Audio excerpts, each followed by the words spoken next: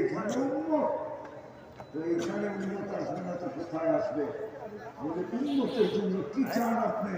তো নিজেই বলে দিয়েছেন আলা ইবাদিল্লাহ সালিহিন, যতটুকু আমাকে দিয়েছেন ততটুকু উন্মতের জন্য। যে দুনিয়ার থেকে যখন যেতেছিলেন তখনও কিন্তু চোখে পানি ছিল। জিবরিল জিজ্ঞাসা করছে কাঁদেন, আতব কি? রফিকুল আলা বলছে কাঁদবো না কেন? আমার পরে উন্মত কেটে দেখা যাবে। তৃতীয় তৃতীয় তৃতীয় তৃতীয় এখনো কবরে কাঁদতেছে।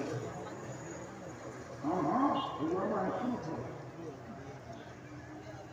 চতুর্থ আবুল সামরকান্দি রহমতুল্লাহ লেখছেন কবর থেকে উঠবে ওয়াহুয়া ইয়াবকি ওয়া ইয়াকুল জিবরিল আইনা উম্মতি।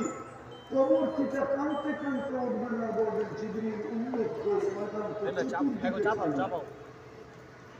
জিবরিল সান্ত্বনা দিবে, আপনি যদি কেউ ওঠে না রাব্বি জুতাটা খুললে ওই কোন সামনে গিয়ে বয়ে পড়ে।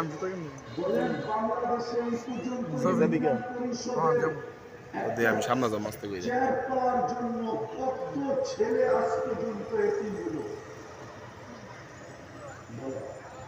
কত বিধবা হলো, কত মার বুক খালি হলো, কত তাজা রক্ত মাটিতে পড়লো একটা ইউনিয়ন পরিষদের চেয়ারে। কিয়ামতের দিন তো আপনার আমার নবী দুজাহানের বাদশাহ মুহাম্মদুর রাসূলুল্লাহ ইমামুল আম্বিয়া, রাসূলদের রাসূল, নবীদের নবী, নবীদের নবী। আরেকটা বললে ওলামা ইকরাম মানে কি জানেন? বলো যুবক কত বড় নাফরমানি এটা। এই জন্য পায়ে হাত দিয়ে বলবো আসেন, শুধু এখনো হাত ছাড়া হয়ে যায় না। যদি আসলেই জান্নাত চাই তাহলে সর্বপ্রথম আজকে মনের থেকে তওবা করতে হবে। পারবেন? কে কে পারবেন দেখি?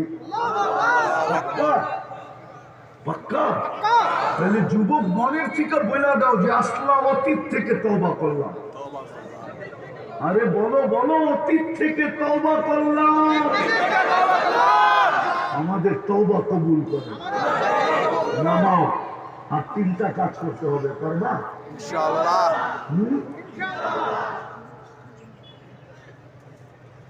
ডেলি 2 বেলা তওবা করো।